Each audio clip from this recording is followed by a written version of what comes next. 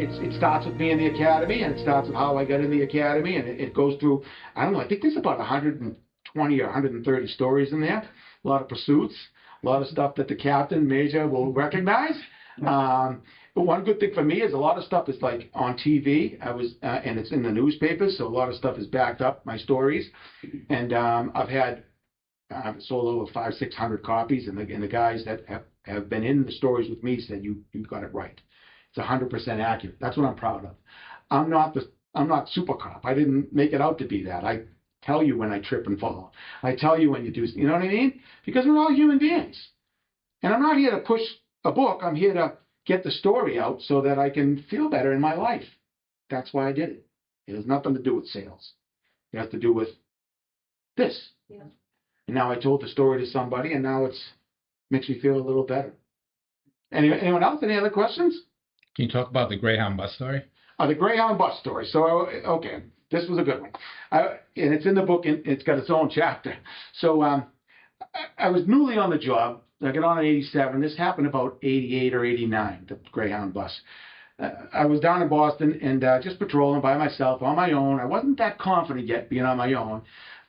So I was a young officer, and two guys from my academy class got on the radio and said, we have reports of a kid who stole a Greyhound bus, or is stealing a Greyhound bus in Chinatown, or that's what it's called, by the way, so I want to be politically correct. That Chinatown, that area, and they said, okay, we got the bus, we see it, we're going to activate our lights and sirens, we'll try to stop it. Well, the pursuit was on, the bus never stopped. So the bus drove for about another 5 or 6 miles, hitting everything he could hit. He hit street signs on purpose. It's going over the sidewalk, he's hitting cars. When you got a 40-ton bus, this thing goes through everything. So it was a bad scene. And then cruisers are coming the opposite way, and he's staring at the cruisers. He's trying to kill people. So now I get on the radio and says, we have deadly force. He's trying to kill us now. So it ramps it up a little bit, you know.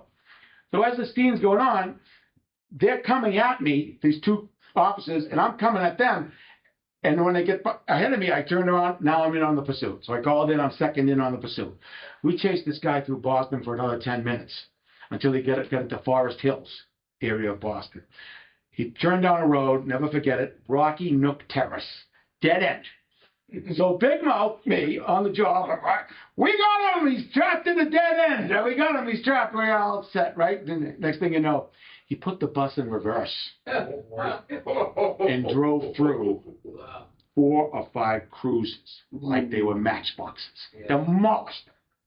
You can see it on TV. Just go get YouTube it. You'll see it, and you'll see me there at the scene too. Bad. Then I'm standing there with the kid that was chasing him. I says, what do you want to do? We got to stop him. We got to stop him.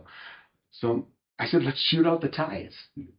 I don't know. Right, Major? Right? Shoot out the tires? Are you shitting me? Well, I got a .38 revolver. This was back in the day, right? And it wasn't that powerful. So I put 2 rounds in, and my partner put 2 rounds, put 4 rounds in the tires. The tire laughed at us. The tire didn't deflate, didn't do anything. It just laughed at us. Now what are you going to do? So unfortunately for us, and I didn't realize this, but I realize it now, once shots are fired, it goes over the radio. Shots fired! Shots fired! Now this guy driving the buses, he's fair game. Because everyone thinks that he's shooting at us. And that's not what happened. But he was using the bus as deadly force. He turned around the corner with the bus. And has anyone seen the movie The Gauntlet with Clint Eastwood? Yeah. The bus had that amount of rounds in it. I'm not exaggerating. Hundreds and hundreds of rounds. Because about 15 to 25 officers opened up on the bus. Wow. Opened up. And the bus came to a slow stop on the right. And my buddy comes over to me because we're chasing the bus on foot now because he wasn't going that fast. We can't get to our cruisers because they're now absolute scrap. And he said, the bus came to a stop. He said, I can get in the rear window. Give me a boost. So anyone that knows 10 fingers, I got him into the rear window. We went. Tommy Dugan. Anyone remember Tommy Dugan? He was a retired captain. He gets in the bus. Now I got to run over to about 20 guys who are just shooting anything and yelling and screaming as loud as I can. Stop! Stop shooting! There's an officer on the bus. Stop shooting! So they stopped. So he get in the bus, open the bus door, They all cascaded in, called the EMTs, and believe me, the kid was gone right then and there. They took him out and he was dead. Because someone hit him. You know, but that's the bus story.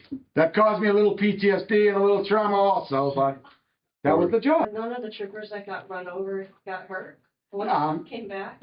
The cruisers were, at that time, Yeah. the cruisers were empty. Oh. Because we picture the bus at the dead end street and cruiser, right? Bailing out. We're gonna now try to get the kid out of the bus because we got him stopped. We got him, right? Right. No, reverse. Okay. Go look at the pictures. You're like, oh my God. And who was driving the bus? A young guy, old guy? And the kid was 20 years old, and he was a spark. He loved to go to all the scenes, and he was always at some scene. And he got credit like a year or two earlier for saving someone in a fire. And the rumor was that he set the fire. So he was one of those guys. He was real, like, you know, kind of crazy. But yeah, he was crazy.